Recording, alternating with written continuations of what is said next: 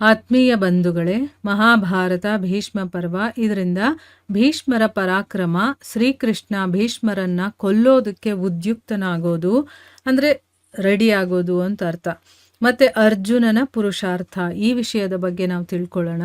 ಧೃತರಾಷ್ಟ್ರ ಕೇಳ್ತಾನೆ, ಸಂಜಯ, ನನ್ನ ದುಃಖಿತನಾದ ಮಗ ಭೀಷ್ಮರಿಗೆ ಕೋಪವನ್ನ ಭರಿಸಿದಾಗ ಮತ್ತೆ ಅವರು ಭಯಂಕರ ಯುದ್ಧದ ಪ್ರತಿಜ್ಞೆಯನ್ನು ಕೂಡ ಮಾಡ್ತಾರಲ್ಲ, ಆಗ ಭೀಷ್ಮರು ಪಾಂಡವರ ಜೊತೆ ಮತ್ತೆ ಪಾಂಚಾಲ ವೀರರು ಭೀಷ್ಮರ ಜೊತೆ ಯಾವ ರೀತಿ ಯುದ್ಧ ಮಾಡಿದ್ರು ಅಂತ ಅಂದ್ಬಿಟ್ಟು ಇಲ್ಲಿ ಪ್ರಶ್ನೆ ಕೇಳ್ತಾ ಇದ್ದಾನೆ.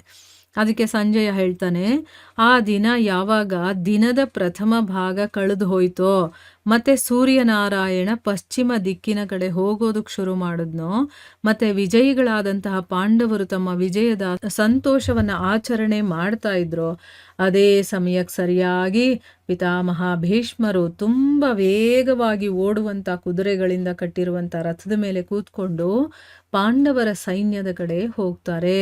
ಅವರ ಜೊತೆ ಬಹಳ ದೊಡ್ಡ ಸೈನ್ಯ ಇರುತ್ತೆ. ಮತ್ತೆ ನಿಮ್ಮ ಮಕ್ಕಳು ಕೂಡ ಎಲ್ಲ ಕಡೆಗಳಿಂದ ಸುತ್ತುವರೆದು ಅವರ ರಕ್ಷಣೆಯನ್ನು ಮಾಡ್ತಾ ಇದ್ರು. ಆ ಸಮಯದಲ್ಲಿ ನಮ್ಮಲ್ಲಿ ಮತ್ತೆ ಪಾಂಡವರ ಜೊತೆ ಒಂದು ರೋಮಾಂಚಕಾರಿ ಸಂಗ್ರಾಮ ಶುರುವಾಯಿತು.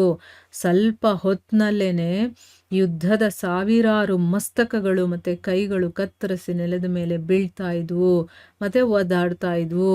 ಎಷ್ಟೋ ಸೈನಿಕರ ತಲೆ ಕತ್ತರಿಸಿ ಕೆಳಗಡೆ ಬಿದ್ದಿದ್ವು. ಆದರೆ ಆ ಶರೀರ ಇರುತ್ತಲ್ಲ, ಅದು ಧನಸ್ಸು ಬಾಣವನ್ನ ಹಿಡ್ಕೊಂಡು ಹಾಗೆ ನಿಂತಿದ್ವು. ಅಂದ್ರೆ ತಲೆ ಮಾತ್ರ ಬಿದ್ದಿದೆ, ಆದರೆ ಶರೀರ ಹಾಗೆ ನಿಂತ್ಕೊಂಡಿದ್ದಾವೆ.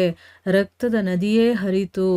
ಆ ಸಮಯದಲ್ಲಿ ಕೌರವ ಮತ್ತು ಪಾಂಡವರಲ್ಲಿ ಎಷ್ಟು ಭಯಾನಕವಾದಂತಹ ಯುದ್ಧ ಆಯಿತು ಅಂತಂದರೆ ಅಂಥದ್ದನ್ನು ನಾವು ಯಾವತ್ತೂ ನೋಡೂ ಇಲ್ಲ ಮತ್ತು ಕೇಳೂ ಇಲ್ಲ.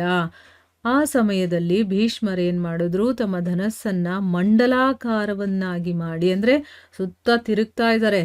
ಆ ರೀತಿ ತಿರುಗ್ತಾನೆ ವಿಷಧರ ಹಾವುಗಳ ಹಾಗೆ ಬಾಣಗಳನ್ನು ಸುರಿಸ್ತಾ ಇದ್ರು. ರಣಭೂಮಿಯಲ್ಲಿ ಅವರು ಎಷ್ಟು ವೇಗವಾಗಿ ಎಲ್ಲ ಕಡೆ ವಿಚರಣೆ ಮಾಡ್ತಾ ಇದ್ರು ಅಂತಂದರೆ ಅದರಿಂದ ಪಾಂಡವರು ಅವರನ್ನು ಸಾವಿರಾರು ರೂಪಗಳಲ್ಲಿ ನೋಡೋದಕ್ಕೆ ಶುರುವಾದರು. ಅಂದರೆ ಅವರಷ್ಟು ಫಾಸ್ಟಾಗಿ ಎಲ್ಲ ಕಡೆ ಓಡಾಡ್ತಾ ಇದ್ದಾರೆ, ತಿರುಗಾಡ್ತಾ ಇದ್ದಾರೆ, ಹಿಂಗೆ ರೌಂಡ್ ಹೊಡಿತಾ ಇದ್ದಾರೆ.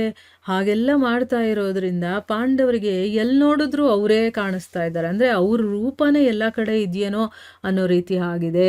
ಹೇಗಿತ್ತು ಅದು ಅಂತಂದರೆ ಭೀಷ್ಮರು ಮಾಯೆಯಿಂದ ತಮ್ಮ ಅನೇಕ ರೂಪಗಳನ್ನು ಮಾಡ್ಕೊಂಡಿದ್ದು ಹಾಗಿತ್ತು ಅಂತ ಅಂದ್ಬಿಟ್ಟು ಇಲ್ಲಿ ಹೇಳ್ತಾ ಇದ್ದಾರೆ. ಯಾವ ಜನರು ಅವರನ್ನು ಪೂರ್ವದಲ್ಲಿ ನೋಡಿದ್ರು, ಅಂದರೆ ಈಗ ಅವರು ಪೂರ್ವದಲ್ಲಿ ಕಾಣಿಸ್ಕೊಂಡ್ರೆ ಅದೇ ಸಮಯಾಗಿ ಕಣ್ಣು ಮಿಟುಕ್ಸೋಷ್ಟರಲ್ಲಿ ಪಶ್ಚಿಮದಲ್ಲೂ ಕೂಡ ಅವರನ್ನ ನೋಡ್ತಾ ಇದ್ರು. ಈ ಕಡೆ ತಿರುಗಿದ್ರು ಅವರೇ, ಆ ಕಡೆ ತಿರುಗಿದ್ರು ಅವರೇ. ಅಂದರೆ ಅಷ್ಟು ಫಾಸ್ಟಾಗಿ ಅವರು ಓಡಾಡ್ತಾ ಇದ್ದಾರೆ, ತಿರುಗಾಡ್ತಾ ಇದ್ದಾರೆ ಅಂತ ಅರ್ಥ. ಒಂದೇ ಕ್ಷಣದಲ್ಲಿ ಅವರು ಉತ್ತರ ಮತ್ತು ದಕ್ಷಿಣದಲ್ಲೂ ಕೂಡ ಕಾಣಿಸಿದ್ರು. ಈ ರೀತಿ ಆ ಯುದ್ಧದಲ್ಲಿ ಎಲ್ಲ ಕಡೆಯೂ ಕೂಡ ಅವರೇ ಕಾಣಿಸೋದಕ್ಕೆ ಶುರುವಾದರು. ಪಾಂಡವರಲ್ಲಿ ಯಾರೂ ಕೂಡ ಭೀಷ್ಮರನ್ನ ನೋಡೋದಕ್ಕೆ ಆಗ್ತಾ ಇರಲಿಲ್ಲ.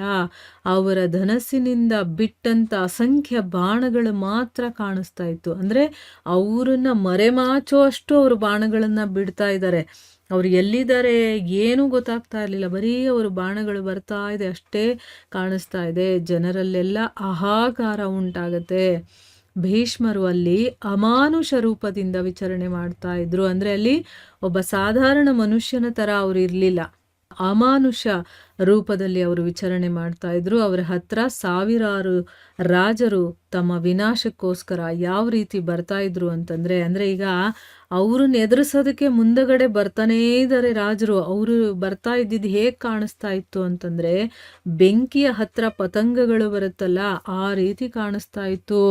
ಅವರ ಒಂದು ದಾಳಿ ಕೂಡ ನಿರರ್ಥಕವಾಗ್ತಾ ಇರಲಿಲ್ಲ. ಯಾರನ್ನಾದರೂ ಒಂದನ್ನು ಹೊಡೆದೇ ಅದು ವಾಪಸ್ ಹೋಗ್ತಾ ಇತ್ತೆ ಹೊರತು ಅಲ್ಲಿ ಸೋಲು ಅನ್ನೋದೇ ಇರಲಿಲ್ಲ, ನಿರರ್ಥಕ ಅನ್ನೋದೇ ಇರಲಿಲ್ಲ ಅಂತ ಅಂದ್ಬಿಟ್ಟು ಹೇಳ್ತಾ ಇದ್ದಾರೆ. ಈ ರೀತಿ ಅತುಲ ಪರಾಕ್ರಮಿ ಭೀಷ್ಮರ ಏಟನ್ನು ತಿಂದು ಯುಧಿಷ್ಠಿರನ ಸೈನ್ಯ ಸಾವಿರಾರು ತುಂಡುಗಳಾಗಿ ಭಾಗವಾಗಿಬಿಡುತ್ತೆ. ಅವರ ಬಾಣಗಳ ಸುರುಮಳೆಯಿಂದ ಪೀಡಿತರಾಗಿ ನಡಗೋದಕ್ಕೆ ಶುರು ಮಾಡಿಬಿಡ್ತಾರೆ ಸೈನಿಕರು. ಮತ್ತು ಯಾವ ರೀತಿ ಅವರಲ್ಲಿ ಪಲಾಯನವಾಯಿತು ಅಂದರೆ ಎಲ್ಲರೂ ಒಬ್ಬೊಬ್ರು ಓಡ್ತಾ ಇದ್ದಾರೆ. ಅಂದರೆ ಇಬ್ಬರು ಒಟ್ಟಿಗೆ ಓಡೋದಕ್ಕಾಗ್ತಾ ಇಲ್ಲ. ಅಂದರೆ ಅಷ್ಟು ಭಯಾನಕವಾಗಿ ಅವರು ದಾಳಿ ಮಾಡಿದ್ದಾರೆ ಭೀಷ್ಮಾಚಾರ್ಯರು. ಈ ಯುದ್ಧದಲ್ಲಿ ದೈವವಶರಾಗಿ ತಂದೆ ಮಗನನ್ನು ಕೊಲ್ಲೋದು, ಮಗ ತಂದೆಯನ್ನು ಕೊಂದು ಬಿಡ್ತಾ ಇದ್ದಾನೆ. ಅಂದರೆ ಇಲ್ಲಿ ದೈವವಶರಾಗಿ ಅಂತ ಅಂದರೆ ಅವರು ಬೇಕು ಅಂತ ಇದನ್ನು ಮಾಡ್ತಾ ಇಲ್ಲ, ಆ ಭಗವಂತನ ಇಚ್ಛೆಯಿಂದ ಈ ಕೆಲಸಗಳೆಲ್ಲ ಆಗ್ತಾ ಇದೆ. ತಂದೆ ಮಗ ಅನ್ನುವಂಥ ಒಂದು ಕರುಣೆ, ಒಂದು ವಾತ್ಸಲ್ಯ ಅನ್ನೋದು ಇಲ್ಲ. ತಂದೆ ಮಗನನ್ನು ಕೊಲ್ತಾ ಇದ್ದಾನೆ, ಮಗ ತಂದೆನ ಕೊಲ್ತಾ ಇದ್ದಾನೆ. ಒಬ್ಬ ಮಿತ್ರನ ಕೈಯಿಂದನೇ ಸಾಯ್ತಾ ಇದ್ದಾನೆ. ಪಾಂಡವರ ಸೈನಿಕರು ತಮ್ಮ ಕವಚವನ್ನು ತೆಗೆದು ಕೂದಲನ್ನು ಬಿಟ್ಕೊಂಡು ರಣಭೂಮಿಯಿಂದ ಓಡ್ತಾ ಇರೋದು ಕಾಣಿಸ್ತಾ ಇದೆ. ಪಾಂಡವರ ಸೈನ್ಯ ಈ ರೀತಿ ಹರಡ್ತಾ ಇರೋದು ಅಂದರೆ ಅದು ಚಂದ್ರಾಕಾರದ ಒಂದು ವ್ಯೂಹ ರಚನೆ ಮಾಡಿರ್ತಾರಲ್ಲ, ಅರ್ಧ ಚಂದ್ರಾಕಾರದ್ದು, ಅಲ್ಲಿ ಅವರು ಹೇಗೆ ನಿಂತ್ಕೋಬೇಕೋ ಹಾಗಿಲ್ಲ, ಎಲ್ಲರೂ ಓಡ್ ಹೋಗ್ತಾ ಇದ್ದಾರೆ. ಆ ಒಂದು ಸೈನ್ಯನೇ ಹರಡ್ಕೊಂಡ್ಬಿಟ್ಟಿದೆ. ಅದನ್ನು ನೋಡಿ ಭಗವಂತ ಶ್ರೀಕೃಷ್ಣ ರಥವನ್ನು ನಿಲ್ಲಿಸಿ ಅರ್ಜುನನಿಗೆ ಹೇಳ್ತಾನೆ. ಈಗ ಭಗವಂತ ನೋಡ್ದ, ಇದೇನಿದು ಪಾಂಡವರ ಸೈನ್ಯ ಹೀಗೆ ಚಲ್ಲಾಪಿಲ್ಲಿಯಾಗಿ ಹರಡ್ಕೊಂಡ್ಬಿಟ್ಟಿದೆ ಅಂತಂದ್ಬಿಟ್ಟು ಈಗ ಅರ್ಜುನನಿಗೆ ಹೇಳ್ತಾನೆ. ಏನು ಹೇಳ್ತಾನೆ ಅನ್ನೋದನ್ನು ನಾವು ಮುಂದಿನ ಭಾಗದಲ್ಲಿ ತಿಳ್ಕೊಳ್ಳೋಣ. ಹರೇ ಕೃಷ್ಣ.